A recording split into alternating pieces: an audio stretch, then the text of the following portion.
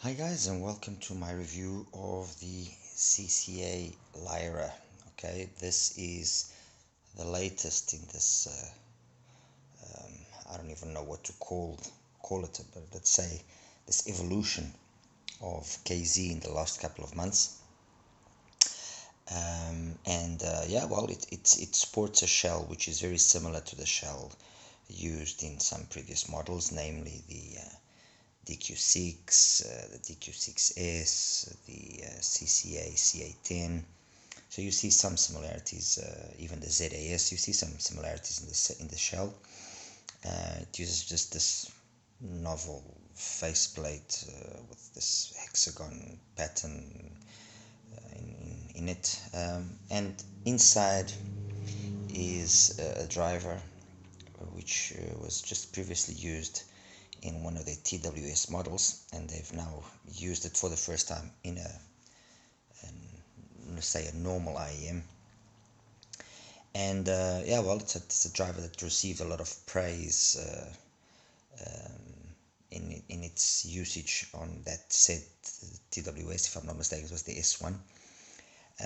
And in this usage here, I would say that the result was also quite favorable. But anyway, let me try and not bore you too much and try and establish some chronological order to all of this so that we can kind of see where we are, because obviously this hasn't ended, and I'm sure there are going to be more updates to this whole process that KZ has been going through lately. Anyway, this whole thing of this new wave of sound tuning for KZ kind of began with, well, it kind of began with the collaborations that they did a couple of months ago, and before that it began with the introduction of the ZEX, which was kind of a departure from the normal tuning that KZ had. But anyway, the first model that kind of, I think, we can trace back as the granddaddy to all of these here is the CRA. Okay, and the CRA was an in-house thing. It used a driver which was novel in this fact that it had a very thin diaphragm, very light, which enabled it to have a very good dynamic sense of music reproduction and a pretty decent high-end extension. And the tuning that the CRA had was very good. I mean, for the $15 that it cost, you really could not point any fingers and fault it, because that was the reality. It was a well-tuned, well-executed IEM that really had no match at its price and could battle it out with much more expensive IEMs. And its only real, let's say, flaw-ish was the fact that it had a peak at 5K, which could bother some people. But anyway, that then gave rise a couple of months ago to the EDA series, which were 3 IEMs in one package: bass, balanced, and high resolution, of which the balanced for me is the one that I think I like the most, at least, and I think is the better one, although some prefer the high resolution. Then came the CRA Plus, which was supposedly an updated CRA, and although some reviewers said that it was such a departure towards the first one and was such a completely different concept that it shouldn't have been called CRA, I actually think it did justice to the original CRA, to be honest, and I'll get to that in a second. We then got presented with the EDX Ultra, which of the EDX series, and the EDX Pro and then the EDX Ultra is undeniably the better one, and a continuation of this whole style of tuning that KZ has implemented. Not just recently we got the ESX, which is an update of the original ZEX, which was also released earlier this year. Okay, and the difference in both the ZES and the ESX is the fact that they use a 12mm driver, and now the latest version is the Lyra using a 10mm driver again. I've got this set here of ESXs which I've been playing around with the different tuning on it. As you can see, the filter on the nozzle has been changed. Alright, and I'll position it in a second with regards to the rest here. And I've also got here another CRA, which was the CRA that I played around as well with the tuning of it. And well, I'm going to be showing you some graphs now, and you'll see what basically I was able to do with this. And I did this before the EDAs came out. Okay, so let's look at some squiggly lines. Okay, there we go. Let's focus that. All right, and let's start. Well, let's start in the beginning, right? That's what they say. Okay, we're going to start with the graph of the CRA. That was the graph of the CRA. As you can see, a nice sub-bass focus, decent transition into the bass, no real bleed into the mids, very gentle rise into the pinna gain, which made vocals relaxed but a little bit laid back with regards to the preference of some people. Then over there you can see that the mentioned peak at 5K over there, and then you have another peak which is a couple of related and decent extension. All in all, translated to a very full sounding IEM, which sounded way more competent than what its price tag would obviously lead you to believe. I'm just going to show you immediately now the CRA Plus modified by me. Okay, that's the CRA Plus that I modified. Actually, let me just change its color into something which is more visible. There you go. So basically what I did on my version of the CRA was just reduce slightly the really ultra sub-bass area there. I mean 3 dBs if that much, but it's enough to notice a little bit less rumble. I changed slightly the profile of the pinna gain, and then this whole area as well is kind of changed, and overall it's better. Although it seems like the peak there has gotten bigger at 5K, when you listen to it, it just sounds smoother, undeniably smoother. And as I said, you'll notice that it's got a little bit less rumble. Okay, remember this for a second. All right, this now, which I'm going to be putting up, is the graph of the EDA Balanced version.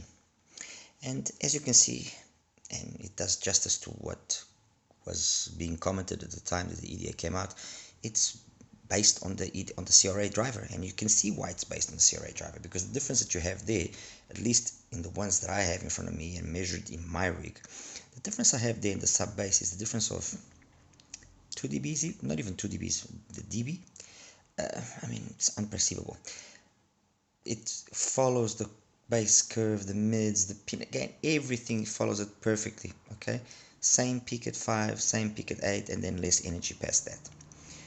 Somehow, and I don't know why or how, that peak at 5K that was bothering some people on the CRA, on the EDA, it no longer was an issue. And I myself noticed that as well. Sometimes on the CRA, I would notice a little bit of sibilance, just a little bit too much. And over here with the EDA, it was gone. What I did notice was that it lost a little bit of sparkle up top, a little bit of air, but it wasn't anything that was dramatic or you know. So overall, it was a slightly polished up CRA, which was more balanced, more coherent, and you could say ultimately nicer sounding or more pleasing to a lot more people. Okay, now let's take away the CRA, we'll leave the EDA Balanced, and we're going to introduce the CRA Plus. And my CRA Plus basically follows the balance, as you can see. A little bit difference there in the pin gain, around 2 to 3k. Slight reduction around 5k of that mentioned peak that we're talking about all the time, and then extension again past that, very similar to the extension of the original CRA. What you do notice in the CRA Plus as compared to the EDA Balanced and the original CRA is that in the CRA the treble, although it wasn't refined, it wasn't splashy, it didn't get too busy. Over here the treble somehow got too busy, and with certain tracks you could notice it, and it was too much. It just wasn't the ideal, let's put it that way. And also, although the bass curve, as you can see, and up to like 2k seems almost identical, you do feel that there's a sense of a little bit extra weight to the notes, okay? And you notice it, at least I notice it, in male vocals. All right, enter now the Ultra. And what did the Ultra do? And I'm just going to take away the EDA. What did the Ultra do as compared to the CRA Plus? Well, it plateaued things even better in that area there of 6, 7, 8, 9. It just seemed to all plateau things a little bit smoother, a little bit nicer. That dip that it has there made as well a little bit of that extra busyness that you sometimes had in the treble to be more subdued. And overall the Ultra is just more polished in the higher frequencies as opposed to the CRA Plus. And you only really notice it is when you really start pushing the volume, because under normal volume circumstances, under normal volume levels, let's put it that way, you don't really feel that excess of the CRA Plus. You notice it, yes, is when you start pushing it up a little bit more, or the song itself has got a certain female vocal which is a little bit more energetic, and you will notice it. Okay, you will feel that. So in my opinion, the Ultra was up to that point the best one out of all of them. It was the one that I found was more balanced out, okay, with the EDA close second, the CRA and the CRA Plus a close third, let's put it that way. All right, then enter now the ESX. There we go. And let me just take away the CRA Plus. Okay, and when you look at the graph, you think, okay, well, it's got very similar graph to the Ultra. Less treble, fine, but very similar, so it should sound very similar. And yes, it does sound similar to a certain extent, but we mustn't forget one thing. We're talking about a 12mm driver. So if a 12mm driver is being used as opposed to a 10, it moves more air. If it moves more air, although graphically it seems to have the same bass, in reality, no, it's darker sounding. It's got more bass quantity, and you notice it. It makes things more muffled, more closed. It's a IM that is not, in my opinion, as versatile as the Ultra or the CRA or the EDA or the CRA Plus. It's just more focused, for example, on EDM or bass heavy music. But as compared to its original, the ZES, it was miles ahead of the ZES, because the ZES lacked dynamic, lacked resolution, lacked a lot of things which just made it very dull sounding. It was full of bass and decent enough quality, but it just lacked that dynamics that you would want. So yes, the ESX is a significant improvement over the original ZES on which it's based. And then finally we have the Lyra, and I'm going to take away just the Ultra, so we leave the Lyra. And the Lyra, as you can straight away see, yes, it does have less bass quantity, noticeable, very noticeable, and that extra energy that it has past 2K, again, very noticeable. The peak at 8 and the rest very similar to the ESX actually, but when you listen to the Lyra, it's a completely different listen. It's it's again, I would say, not a 100% versatile IEM with regards to what music genres you want to hear, because it's just got, although in terms of overall numbers it doesn't seem like big numbers or big changes, it's significantly more energetic than what the graph would lead you to believe. And for example, when you take into compare, or when I for example put, let me just take away there the ESX. If I put here, okay, that's the darkish bluer line is the line of the CRA Plus.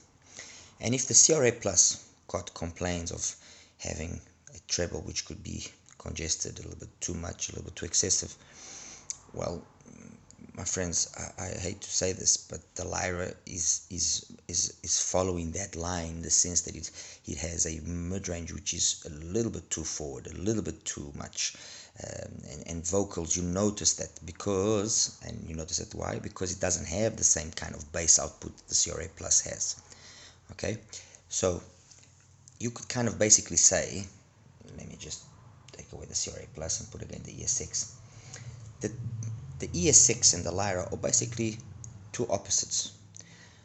The ESX more bass heavy, darker sounding, a little bit closed down to a certain extent, okay?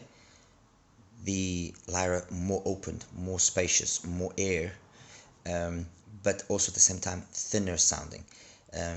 So which would be the one that's more tonally correct? Maybe I would still give the tonality to the overall tonality to the ESX, as the tonality of the Lyra is just a little bit too much sometimes. You notice that it's colored, that it's trying to do a certain thing or to sound a certain way instead of just sounding the way it should, the instruments or whatever it's reproducing should sound, okay?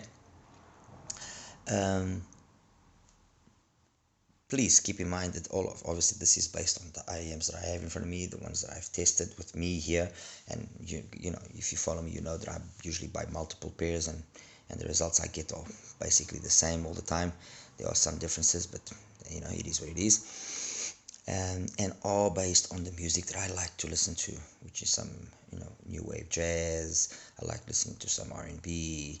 I will listen to the occasional rock. I like listening to 80s music. I like listening to a lot of stuff which is instrumental, guitars, and so on and so forth.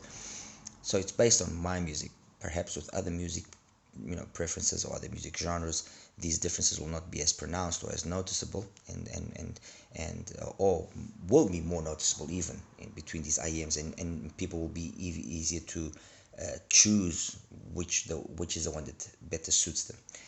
Ultimately, the reality is this. And let me just focus here on the IEMs again. Ultimately, the reality is this, my friends. These are not huge differences that we have here between any one of these, okay? There are differences which are perceived. Yes, sub-bass is very much a thing here with a little bit of a laid-back mids and vocals. Very balanced out sound with maybe the occasional lack of a little bit of extra sparkle or air up top. Yes, very evident that you do have too much sparkle up top at times, but you know, the rest is pretty good bass. Actually, if there's one commonality thing here, is that the bass is always very decently done. A little bit less, a little bit faster, a little bit slower. This has got slow bass for me, for example. A bit faster, a little bit slower, but the bass is overall quite well. It's always well done. It's got good texture. Mids are always reasonably well done. You know, one a little bit more forward, one a little more laid back. I mean, I find the mids on the Ultra and on the Balanced the best of the bunch for me personally. I find the mids on the Lyra a little bit too forward. The mids on the ESX a little bit too laid back. Over here it's laid back, but there's something about it that just is very engaging. In terms of other technicalities like you know, soundstage, high, you know, width, height, depth, imaging, look, they're all decent for what they are, okay? I would still think that probably the one that has the best soundstage was probably the EDA Balanced and the Ultra. The best imaging, probably the CRA Plus. I would give it to that. Very good imaging here as well, the Lyra, and detailed retrieval as well here. This a little bit more, slightly behind the rest of them. The CRA, the original CRA, very similar. It's got a little bit of all of them to a certain extent. Soundstage, not the widest, but it's pretty. It's got decent height. Let's put it that way. Imaging is okay. Detail retrieval is actually pretty decent because of that extra treble and air that it has. So there's not huge day and night differences. Maybe with the rock music, for example, you will see that some of them will be more at ease with that. Maybe the ESX with that kind of music genre will be more at home, you know. But overall, there are very minute changes between these different evolutions of these IEMs. And well, one thing must be said: congratulations to KZ for at least doing this effort to bring us a more well done tune. I mean, you look at the bass, or you look at this signature of the ESX, which is very much a V-shaped signature, as is a lot of them. But this V-shaped signature here is not a V-shaped signature of a few years ago from KZ, where it was just too much bass and the treble was just, no. This has got it's a well done V-shaped signature. It's got good bass with good texture, good layering. The treble, although not very strong, very energetic, it's enough. It's there in the right quantity to make things come together in an overall nice package. And that's basically what happens with the Lyra as well. The Lyra, I would probably say, is out of all of them, the one that tends towards being the leanest. And I'll actually just quickly show you here the Lyra next to the original CRA. As you can see, the CRA more ultimate. Well, we know that the CRA has got more ultimate sub bass reproduction, and the Lyra is more lively in the mids, but it makes it leaner overall. This is leaner as an overall kind of conclusion to its sound. This is darker. These two are balanced. This is brighter, and this is a balanced with a focus on the sub bass. That's kind of how I would basically rate these IEMs. So yeah, let's see what KZ will launch in the next few weeks. I'm sure they'll be coming out with something equally as interesting, and hopefully an improvement. And yeah, that's it, guys. As always, please like and subscribe. Any questions, please feel free to ask away. I'll do my very best to answer, as I always do. And that's it. I'll see you the next one. Take care. Bye-bye.